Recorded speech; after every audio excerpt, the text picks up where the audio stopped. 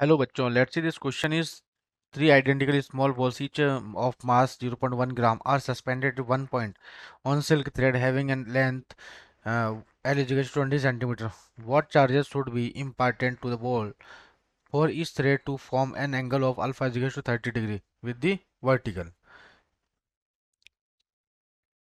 बच्चों let's see यहाँ पे हमारे पास कितनी थ्री आइडेंटिकल बॉल्स है, कुछ इस तरीके से रिप्रेजेंट किया हुआ है यहाँ पे। ठीक है, तो यहाँ से ये चार्ज प्लेस किए हुए हैं, this is Q Q Q. ठीक है, तो यहाँ से हम परपेंडिकुलर डिस्टेंस लेते हैं इसके हर एक पॉइंट से, है ना। तो ये वाली जो वैल्यू है बच्चों, जिस इसको एज्यूम कर लेते हैं हम आर, स्मॉल आर। और मास कितना गिवन है, मास है हमारे पास 0.1, 0.1 इंटू 10⁻³ किलोग्राम। ठीक है, या फिर मैं जिसको बोल सकता हूँ 10⁻⁴ किलोग्राम। क्लियर। तो बच्चों यहाँ पे जो हमें दे रखा है स्मॉल बॉल्स, है ना। तो अब अब यहाँ पे एल इज 20 सेंटीमीटर गिवन है। तो बच्चों यहाँ से यदि मैं बात करूँ, इस पे एक परपेंडिकुलर लाइन डालूँ यहाँ पे इस तरीके से, और ये एज्यूम कर लेते हैं हम, यदि थीटा इज इक्वल टू क्या है, दिस इज 30 डिग्री, कुछ इस तरह से राइट एंगल ट्राइंगल के अंदर। तो मतलब यहाँ से एक एंगल बनाता हूँ मैं कुछ इस तरीके से, ये वाला ट्राइंगल। ठीक है, तो इस वाले पॉइंट को, यहाँ से ये वाला पॉइंट हम मान लेते हैं, एज्यूम कर लेते हैं कि ये यहाँ से मैंने ट्राइंगल बनाया कुछ इस तरीके से। ठीक है, यहाँ पे ड्रॉ कर दिया। ठीक है, था दिस इज 30 डिग्री, है ना। तो पूरा 60 डिग्री होता है राइट एंगल, मतलब इक्विलेटरल ट्राइंगल के अंदर। तो ये है हमारे पास एल, ये पूरी लेंथ कितनी है, दिस इज एल। यहाँ से यहाँ तक की लेंथ कितनी है, दिस इज एल, है ना, एल। और ये कितनी है, दिस इज स्मॉल आर, है ना, एल स्मॉल आर। तो साइन 30 की वैल्यू क्या जाएगी, साइन 30 इज इक्वल टू जाएगा हमारे पास जैसे एल आर बाय एल, है ना, आर बाय एल। तो आर बाय एल, तो आर इज इक्वल टू कितना जाएगा, जैसे L/2। और एल कितना दे रखा है, दिस इज 20 सेंटीमीटर, तो ये हो जाएगा 10 सेंटीमीटर, 0.1 मीटर। तो आर की वैल्यू कितनी आ जाएगी, 0.1 मीटर। आफ्टर देन बच्चों यहाँ पे जो इस तरीके से एक और जो डायग्राम गिवन है, इस यहाँ हमारे पास इस तरीके से। तो यहाँ पे क्या हुआ है कि दिस इज द 30 डिग्री, यहाँ पे मैंने ये ड्रॉ करा, दिस इज, यहाँ से एंगल बना रहा, दिस इज 30 डिग्री, है ना। तो क्योंकि ये हैंग किया हुआ है कोई बॉल थ्रेड से, टी इस पे टेंशन लग रहा है, तो ये भी 30 डिग्री है, तो ये भी 30 डिग्री होगा। ठीक है, तो यहाँ पे हमारे पास जो नीचे की तरफ एक फोर्स लग रहा है, मतलब नीचे की तरफ क्या लग रहा होगा इस बॉल पे, ये mg लग रहा होगा। तो जो हमें यहाँ पे फोर्स निकालना है कि फोर्स की वैल्यू जो है कितनी होगी। तो आफ्टर देन जो ये वाली वैल्यू है, यदि यहाँ से यहाँ तक पूरा बच्चों, यदि इस वाले एंगल को यदि हम 60 डिग्री मान लें, है ना, इस वाले एंगल को यदि हम एज्यूम करो, दिस इज 60 डिग्री एज्यूम कर लें, तो ये वाली वैल्यू कितनी जाएगी, दिस इज आर, यहाँ से यहाँ तक की, this is R cos 30 degree, है ना, आर कोस 30 डिग्री, है ना, सॉरी 60 डिग्री नहीं, 30 डिग्री एज्यूम कर ले, तो आर कोस 30 डिग्री। ठीक है, और 30 डिग्री हो जाएगा, दिस इज √3/2, और ये आर। ठीक है, तो यहाँ से ये वाली वैल्यू कितनी जाएगी, दिस इज पूरी, ये तो आधी है यहाँ से यहाँ तक की, √3/2 आर। तो ये कितनी हो जाएगी, पूरी लेंथ, दिस इज √3/r।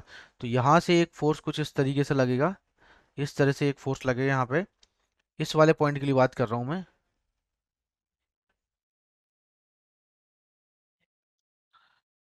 इस तरीके से यहाँ पे एक फोर्स ये लगेगा, एक फोर्स ये लगेगा, है ना। इस तरह से जाएगा बच्चों, यहाँ पे एक फोर्स लग रहा होगा, यहाँ से भी एक फोर्स लग रहा होगा, तो ये भी एफ, ये भी एफ, और कितने एंगल पे, this is theta is to कितने डिग्री पे, दिस इज 60 डिग्री के एंगल पे है ना। कितना, थीटा इज टू 60 डिग्री के एंगल पे है। अब यहाँ से थीटा इज 60 डिग्री, तो यहाँ पे इसका जो रिजल्टेंट आएगा कहीं ना कहीं कुछ इस तरीके से आएगा रिजल्टेंट, जो कि कितना जाएगा, this is 2f cos 30 degree, √f² plus f² plus 2 cos 60 degree F. तो ये आ जाएगा हमारे पास कितना, ये आएगा बच्चों, this is 2f cos 30 degree, जिससे मैं बोल सकता हूँ दिस इज √3 × f। ठीक है, कितना आएगा, √3f। तो ये वाला फोर्स बच्चों कितना जाएगा, दिस इज √3f। ठीक है, √3f। तो यहाँ से टेंशन, तो ये हो जाएगा this is t cos 30 degree, और ये हो जाएगा हमारे पास this is t sin 30 degree. ठीक है, अब बच्चों टी साइन 30 डिग्री यहाँ से बैलेंस कंडीशन देखे, तो टी साइन 30 डिग्री की जो वैल्यू है आपका √3f से बैलेंस हो रहा है, ये वाला देखो हॉरिजॉन्टल। तो ये हो जाएगा t/2 टू √3f, है ना। तो और यहाँ से टी कोस 30 डिग्री, और ये हो जाएगा this is T cos 30 degree, है ना। तो यहाँ हो जाएगा टी कोस 30 डिग्री की वैल्यू कितनी हो जाएगी, तो ये हो जाएगा जिसे एम जी से बैलेंस कर रखा है ये सेकंड, है ना। तो बच्चों इक्वेशन वन इक्वेशन टू को डिवाइड करो तो 10 30 हो जाएगा, या फिर मैं इसको ले लेता, वैल्यू नहीं रखूँ, चलो यहाँ पे वैल्यू हटा देता हूँ, है ना। ये वैल्यू मैंने यहाँ से हटा दी, ठीक है। तो ये हो जाएगा this is T sine 30 degree, है ना। तो दोनों डिवाइड करो तो ये हो जाएगा this is tan 30 degree equals to जाएगा √3f/mg, ठीक है, √3 बाय। और अब हमें क्या निकालना है, फोर्स निकालना है दो चार्ज के बीच में। तो बच्चों ये दोनों चार्ज रखे तो एफ इजिकल्स टू जाएगा this is KQ² upon distance कितनी है दोनों चार्ज के बीच में, दिस इज 3r, तो ये 3r का स्क्वायर, √3r है ना, तो ये हो जाएगा 3r का स्क्वायर।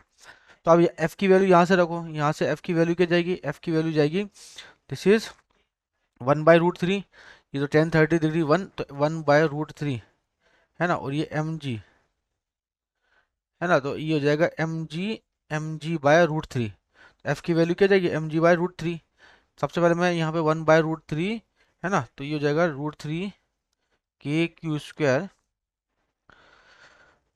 है ना, √3 KQ², और ये हो जाएगा आपका दिस इज 3r² इंटू 10⁻³ ठीक है, क्योंकि वैल्यू रख दी यहाँ पे r की वैल्यू 0.1, इसका भी स्क्वायर कर दिया हमने, ठीक है। तो यहाँ से बच्चों √3 की वैल्यू जो है कैंसिल आउट हो जाएगी, तो मेरे पास क्या हो जाएगा यहाँ पे, इसको भी √3 लिख सकता हूँ, तो ये कैंसिल आउट होकर के आपका Q² की वैल्यू आएगी जैसे r² अपॉन 9 इंटू 10⁻9 ठीक है। तो Q² = r², ये वैल्यू हमारे पास आ जाएगी, ठीक है। तो यहाँ से जब कैलकुलेट करूँगा 10⁻12, तो आपको पता है यहाँ पे जो स्मॉल r की वैल्यू कितनी दे रखी है, तो q अंडर रूट हो जाएगा, तो हो जाएगा 10⁻³ इंटू 10⁻−8, तो कितना जाएगा, this is 3.33 into 10⁻−8 coulomb is over answer. Clear बच्चों, बेस्ट ऑफ लक।